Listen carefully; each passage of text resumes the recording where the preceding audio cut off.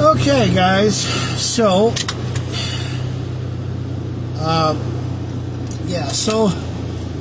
how y'all doing today, huh? Kamo Klauz here. I just want to say that I had a wonderful time and a great day. I got the green and the red going here in the beard. I'm hoping that maybe I can get Julie this afternoon to maybe do stuff with my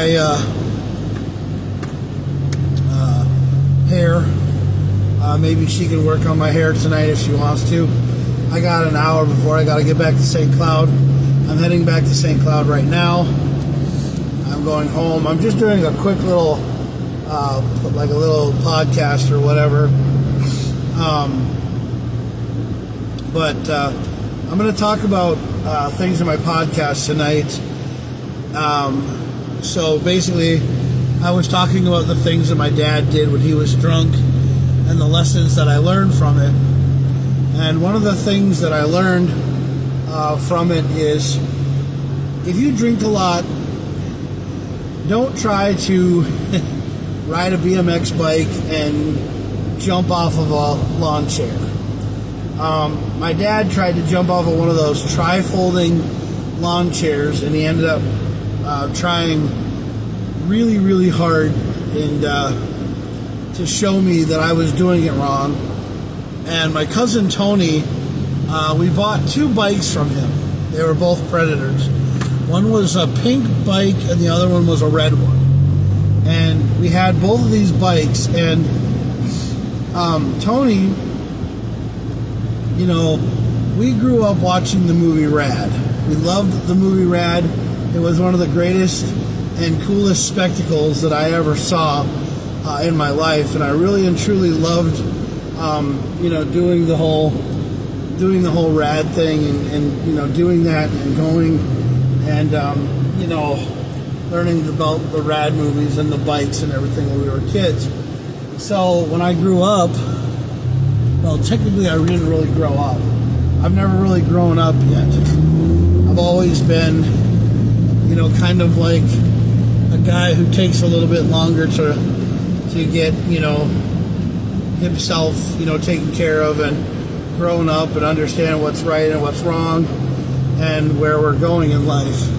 And it takes me a lot longer to figure that out. And I don't have anything against it. I don't have anything, you know, wrong about it or anything, you know, upsetting about it or anything like that. It's just that I really didn't learn much about it when I was growing up, and I learned a lot of things from my dad. And I don't really talk about my parents that much, because my parents, I actually want to drive around this little town thing here and see what all these kind of places are around here, because this is a really nice little place. This little shopping center that we're here at West End Shopping Center.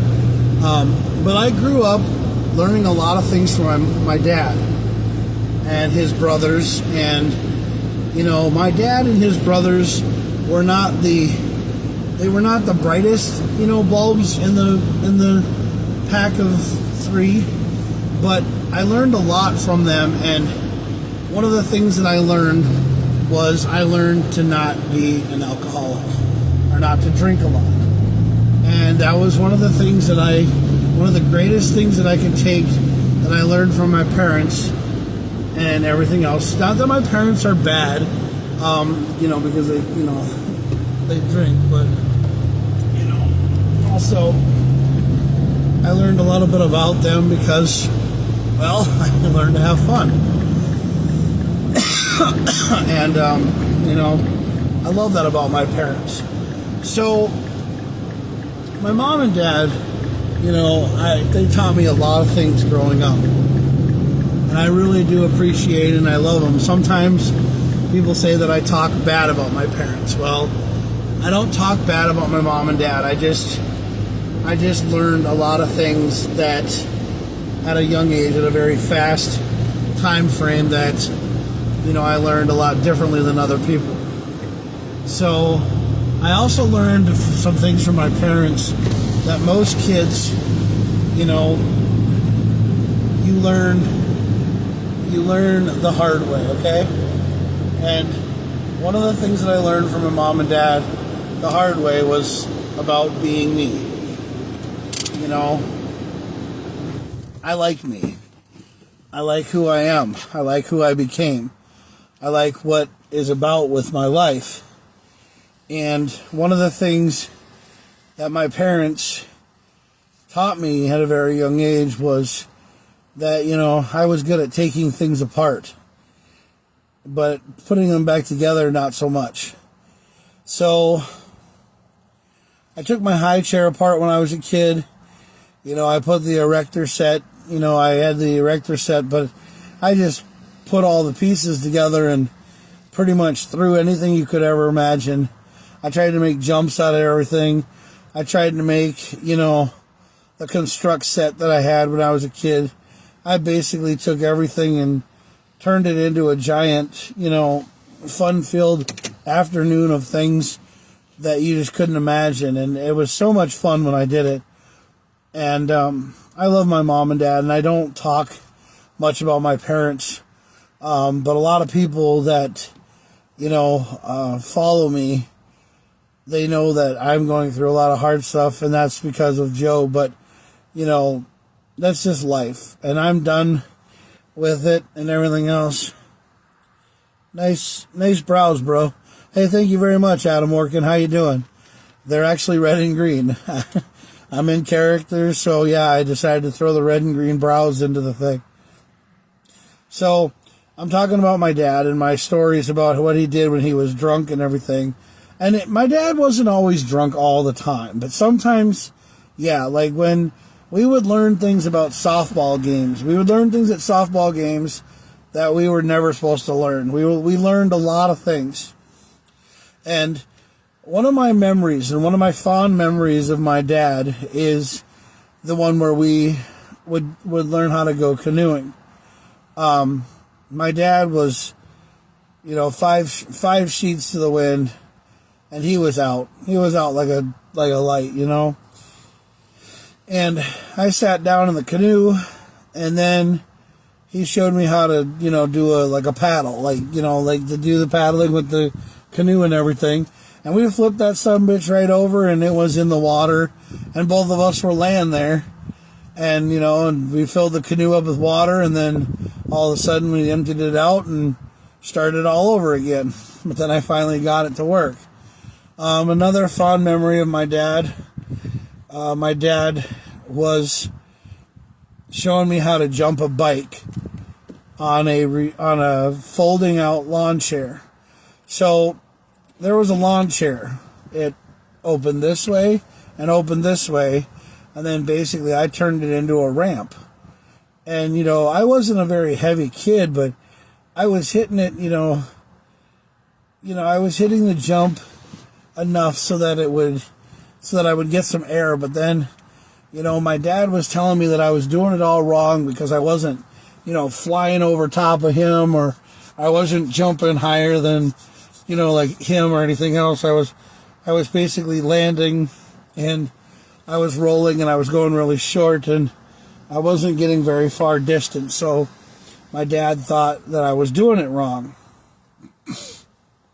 So my dad was about 5 sheets in, and decided to go around in a circle, go around and around and around and around in a circle.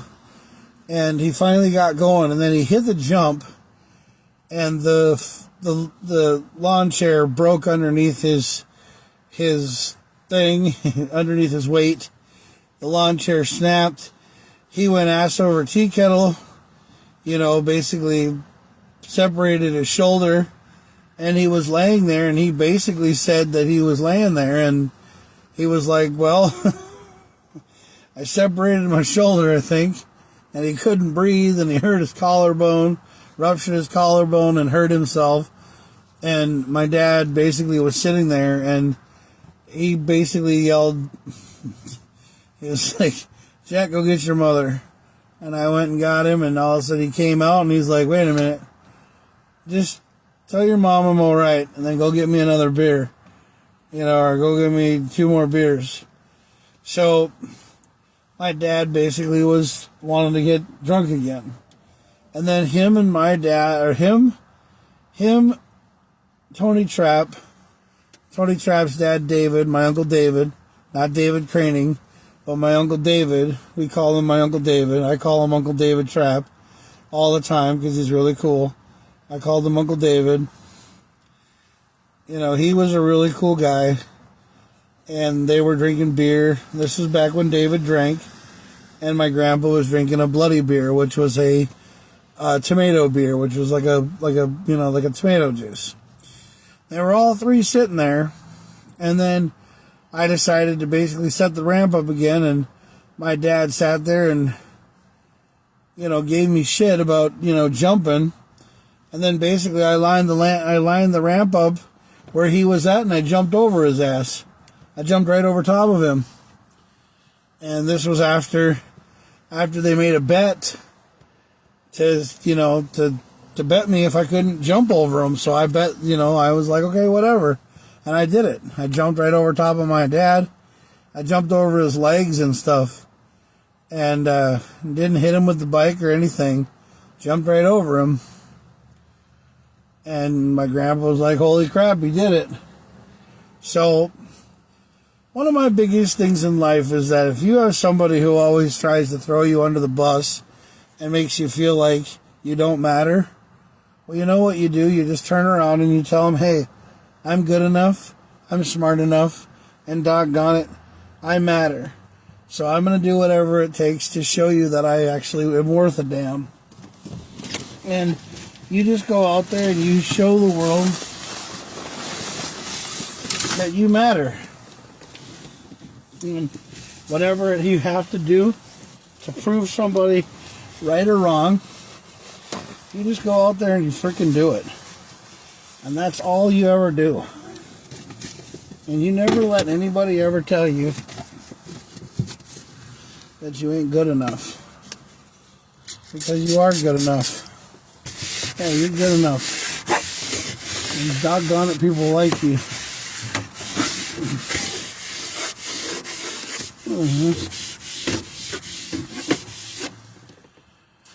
Because you are good enough, dude. You're good enough and you know it. Yeah, you're good enough and you know it. Yep, you're always going to be good enough. So, I've always had people tell me that I'm not good enough, and I've always had people tell me that I was never going to go anywhere, I was never going to amount to anything. And I mean, look at me now. I'm pretty much an entrepreneur that lives by myself, pretty much tells people, that I'm good enough and I can do whatever the hell I want to, one day at a time. And that's pretty much how I live. Now, that's how I live. That's how I live every day, And I love you guys, okay? I know you guys think that I'm probably like having problems and living life in the fast lane, pedal to the metal all the time, but I'm actually enjoying my life, and I'm trying to have fun and enjoy it for a while. So, but anyway, I just wanted to do a quick little video and stop out here and do a live video real quick, because I was over in the place having brunch with my sister, and it brought back some memories and brought back some dreams and visions and stuff. So I'm about to go home now, but I just wanted to tell you guys that I wanted to go live and do a quick video, because that's just what I wanted to do. But anyway, I'm gonna go home, so I'll talk to you later, okay? Bye.